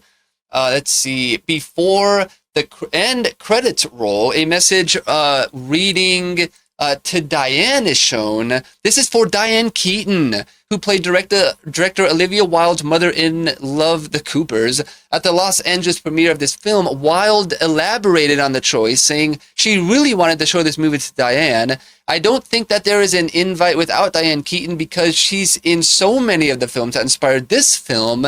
She is the first actress I recognize to kind of represent a totally unique and complex woman. She didn't fit any archetype, and she was singular in her vulnerability, her complexity, her creativity. She's unlike anyone else, and she was very encouraging to me personally, and I just wanted this to be for her. That's really kind of emotional, kind of sad. Pretty cool. So that's great. Pretty nice little tribute to her. We go down here and check out any early box office stuff, sort of. Let's see. So it has so far made 1 million and then overall 3 million. So it could be that. So it could do what I'm gonna say of 30 to 40 million. So I think that this movie, The Invite, will pop with, I'm going to say 30 to 40 million, maybe 50 to 60, maybe 70 million worldwide. I'm not sure what's going to be in the leaderboard. Definitely top 20. Definitely top 15. So I'm going to say specifically, I'm going to say number 14 in 14th place. All right. The last movie is called Gail Daughtry and the Celebrity Sex Pass. I guess we can check out the trailer on YouTube. So the trailer is here, 2 minutes 5 seconds. It has 680K views. I don't know what this is. I don't know. This sounds like a documentary, no? I guess it's a real movie from Sony Pictures Classics. So I don't know. Yeah, there's no budget available. I don't know. It's probably not gonna do amazing. Probably gonna bomb. Probably gonna flop. For sure. So now we can check this trailer out. 2 minutes and 5 seconds. I wonder what the story could be, and if they're gonna show like the spoiler thing. That's gonna be funny. All right, here we go. This is Willowbrook.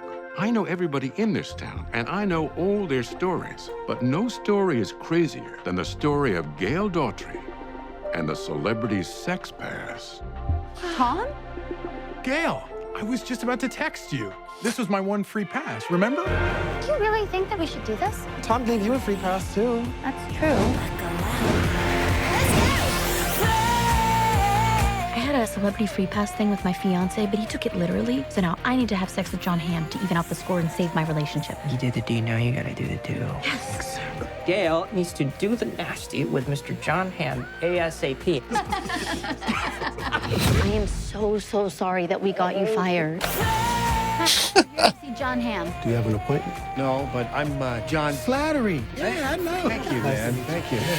Y'all have a good day. No, wait, come back. Wait, ow! Ow! Ow! Ow! Move out the way! Ow! Hey, John Hamm! Hello, Gail. Daughtry.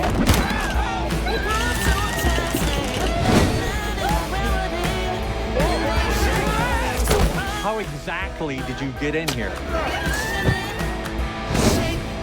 Oh my god. You are just a girl from Kansas trying to do I don't know what. Have sex with John Hamm. Like a celebrity pass thing? Exactly. Good luck with that. Kill her.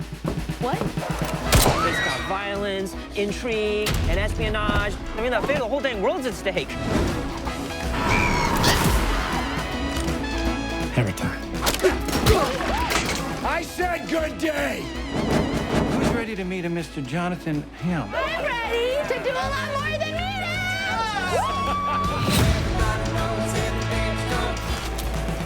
Hey, I'm John. What's up? Jesus. Well, okay. So honestly, at first it looked weird, and then it got kind of funny. Like it looked more like, yeah, got more silly stuff. Sexual content. So they actually do all that. Violence, bloody images, Jesus, and language. So that's cool. This looks interesting. Maybe it'll do okay. I feel like it'll probably flop for what it is. But I don't know. Yeah, it looks funny. I mean, it looks pretty entertaining. I hope the budget's low. That would be probably the only thing that saves it.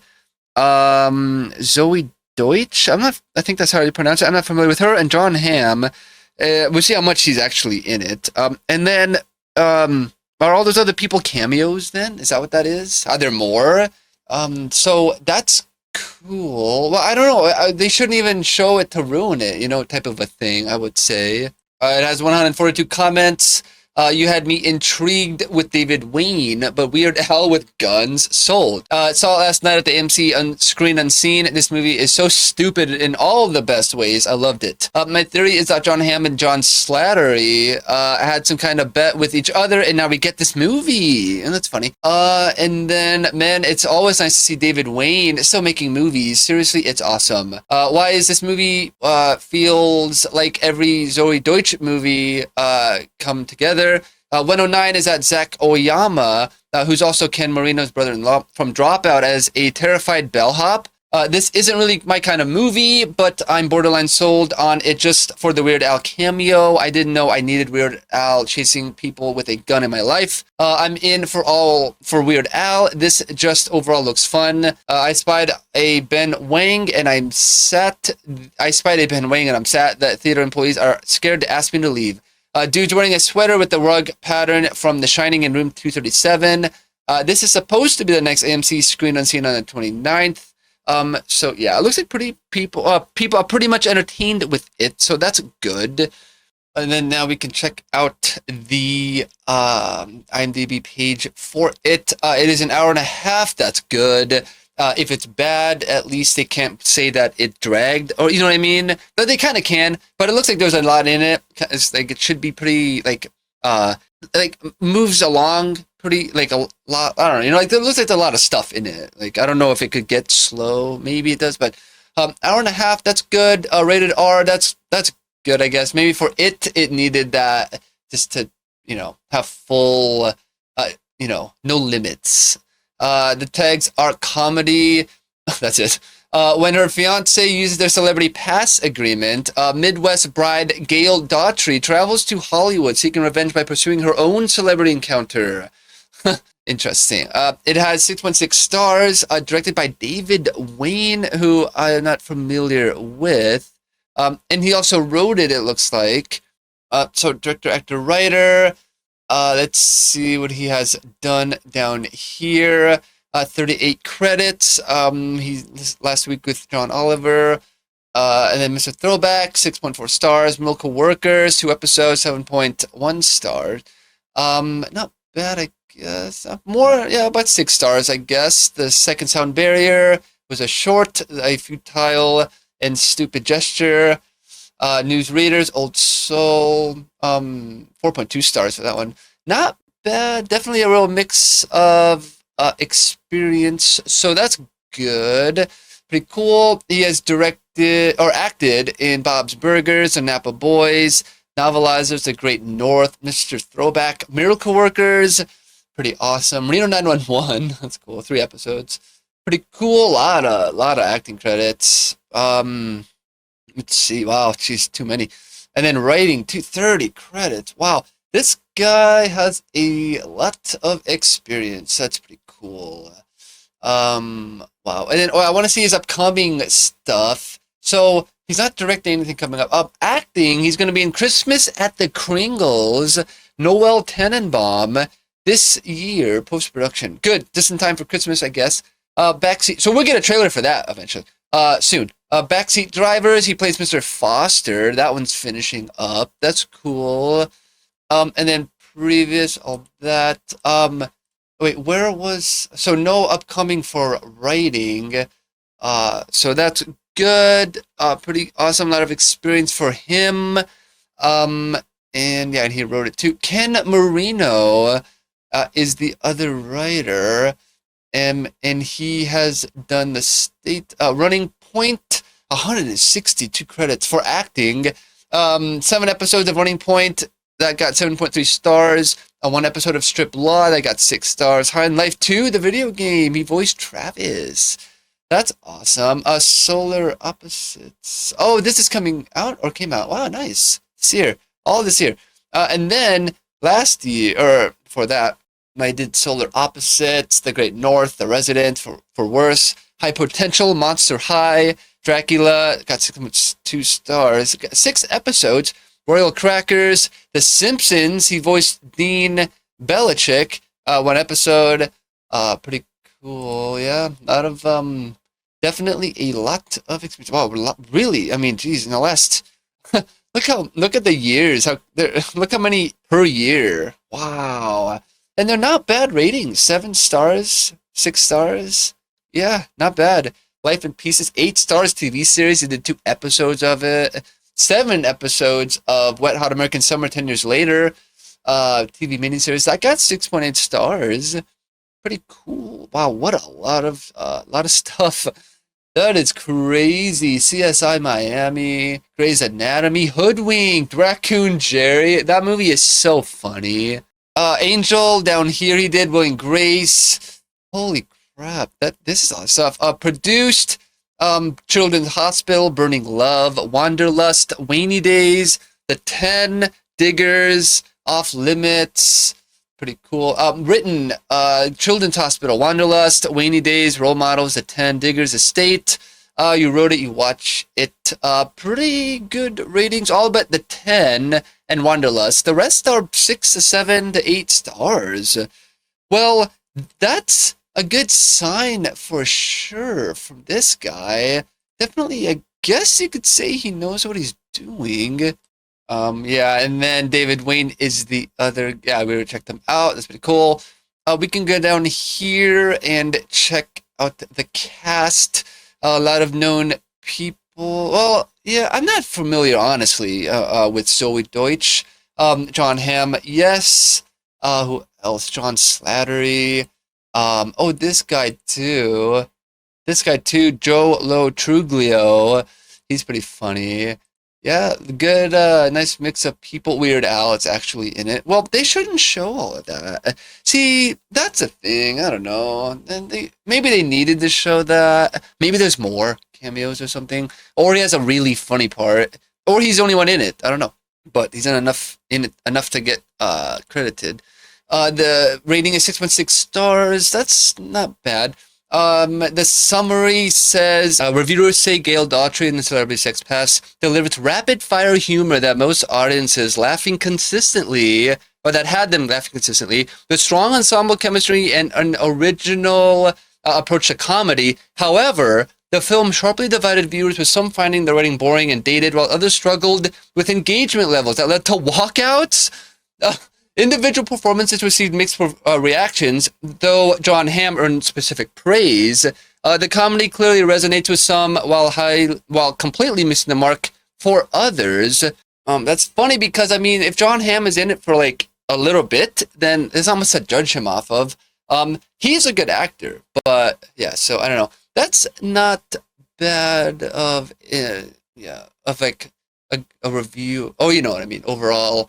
So that's cool. We can now check out the specific reviews. There are 26 of them. 8 out of 10. I was high during this. That definitely helped. This movie was so unorthodox and not what I would have expected. Crazy This is by David Wayne, director of Wet Hot American Summer, Role Models, and Wanderlust. Those are great movies, but this is the weirdest one. Silly concept, reminds me of Hall Pass. Zoe and others involved were great, and I can't believe there was insane violence. Wow, that's interesting. Hopefully it's funny, or it's insane violence. I don't know. 8 out of 10. Might watch it. Just flipping through the movies list to see what was playing these days. And it was pretty funny to see my last name being used in a film for a main character. LOL. Awesome. I'm still deciding on if I should watch the movie or not. Okay, whatever. 6 out of 10 Oz for a stylist. 4 out of 10. It's exactly what you think it's going to be. I went to see the film as a Mystery Monday, and I knew the entire plot by the moment I saw the title. This is a film you take your wife to when she is upset with you and you want to distract her by letting her think about her celebrity crush. Afterwards, you'll get home and she'll take that sexual frustration she built during the movie and put it on you. It's a win-win. Jeez. Okay. And then 10 out of 10, and it's a classic that delivers on every level. 6 out of 10, some good, some awful. 6 out of 10. 7 out of 10, Surrender Daughtry.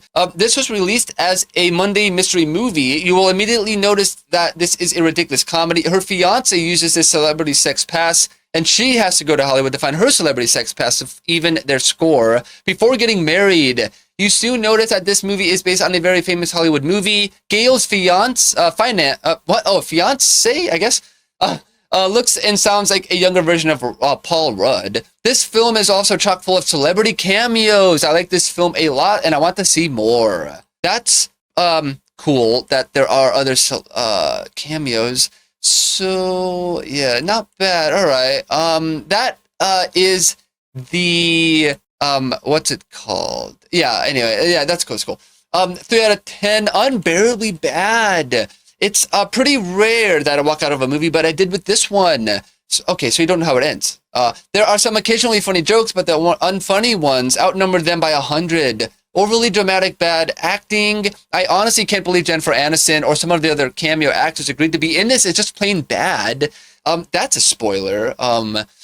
But anyways, 7 out of 10, original, entertaining, and funny. 10 out of 10, we aren't in our movie when they say we're not in Kansas anymore. 7 out of 10, good work. Confused by the casting and how they managed to nail everything besides the lead roles, excluding Ken Marino, of course. This movie would have been great if they casted 3 clones of Michael Ian Black to replace the 3 leading roles. Overall, I'm very pleased with this film, and it gives me a great hope for the future of comedy movies. And then 10 out of 10, stupid funny. I haven't laughed this much in years. 10 out of 10, this was a silly comedy and a good time. Honestly, went into it with no expectations, and I laughed so hard the whole way through. The crowd I saw this with were all on the same page. It was a good time, and everyone brought their own unique comedy.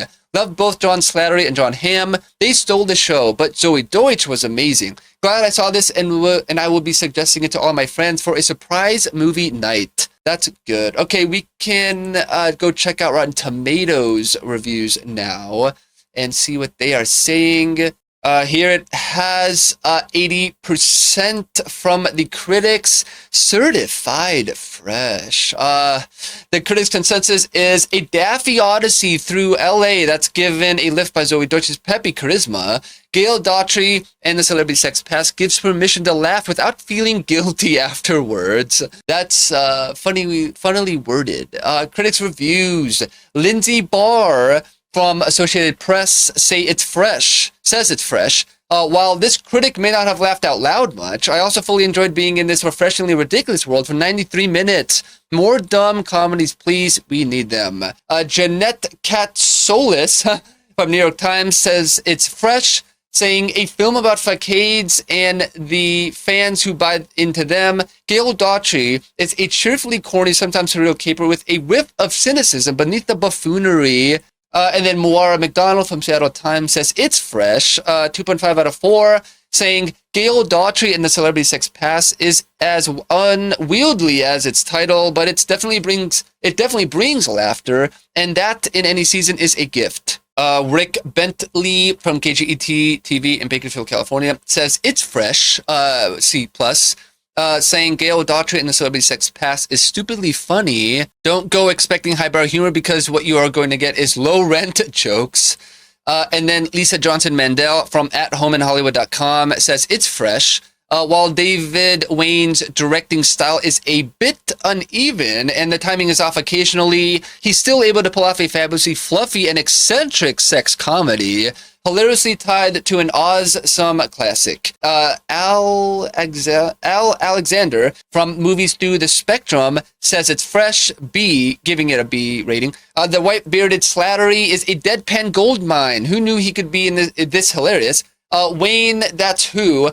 He taps it for all it's worth. Pretty cool. Audience reviews. Roy J gave it 5 stars, saying was expecting a sex comedy, but the humor is more in line with Austin Powers or The Naked Gun. Hilarious throughout. RJS gave it 4 stars, saying this is the dumbest, most brilliant time I have spent in the theater in a long time. We laughed out loud. Andy P gave it a half a star, saying relentlessly unfunny. Boring characters, pathetic, does not equal funny. Stephen C gave it 5 stars, saying funny in 1 hour and 33 minutes. Rated R for language, violence, bloody images, and sexual content. Dave R gave it 4 stars, saying The Wizard of Oz gets a sex farce comedy makeover. Check your brain out the door and enjoy the journey, which is silly and something. Okay, so that is good. I think pretty. I guess good on the critics' side. We'll see what the audience says. So far, 80% certified fresh from the critics. And now for my final thoughts for Gail Daughtry and the Celebrity Sex Pass. I guess the trailer looks good. I'm not sure if they spoil anything. Maybe they shouldn't have shown the Weird Al cameo, or maybe hinted at him, maybe shown his hair or something. I don't know. And then, because I mean, I'm sure everybody's expecting John Hamm to be in it, right? And yeah, so he's already getting praised for his acting role, but I'm sure he's not in it that much. So we'll see. Maybe he hears about it early on and he tries to avoid her or something. Other than that, I think it's good. The runtime is 1.5 hours. That's good. Rated R. Not a lot of people see it because of that, or you know what I mean. I don't know. Whatever. If it was PG-13, it would have had to cut a lot of stuff, and it would have suffered, I think. Other than that, a good trailer. Looks pretty cool. We can go down here and check out any trivia. It says director and co-writer David Wayne and co-writer Kevin Marino described their initial reaction to the Celebrity Sex Pass premise as thinking it was a really stupid idea that doesn't make sense, goes nowhere, and has no point, which they cite as the reason they felt compelled to make it. That is pretty funny. Then yeah, rated R. Let's see if there's anything down here. Nothing. There's no budget available. Hopefully it's low. I'll be so surprised if it's $100 million. I hope not. Other than that, I think this movie could pop. I don't know what to say because there's no budget. I'm gonna say that, I don't know. Do you think the budget is low or high? Unfortunately, it kind of is like it hinges on that. I don't know. I think that I'm gonna say that this movie will pop. I'm gonna say 70 million. I think that's my guess. And then on the leaderboard, I'm gonna say top 20. Specifically, I will say top 20. I'll say I want to say number 15, I think. And we can check out the current box office right now. First place is Minions and Monsters. That's cool. I heard it's off to kind of a rough start. Let's see what it's at now. It is hitting 223. So I was saying it could do 400 to 500. We'll see about that. Toy Story 5 doing good. Young Washington still there. Supergirl, I'm surprised. That's going to be dropping soon, probably. Disclosure Day still there. Obsession Backrooms. Awesome. Yeah, I was saying that I think that these movies will be like where they're going to be on here. I think that Moana will probably be in the top 5. I did say number 4, so I think that's a good spot. Might push Young Washington down, but might not. If it gets less than Supergirl and doesn't, that's going to be hilarious. Evil Dead Burn, I did say that it's going to be in the top 10. I think that's possible. Specifically, number 6, right where their obsession is. It's either going to be under Backrooms and Obsession or over them, I think. Somewhere in there. The Invite, I said that it's going to be in the top 15. I think that's possible. That 12, 13, 14, 15. I think that it will be right in there somewhere. In there somewhere. And then I said specifically number 14.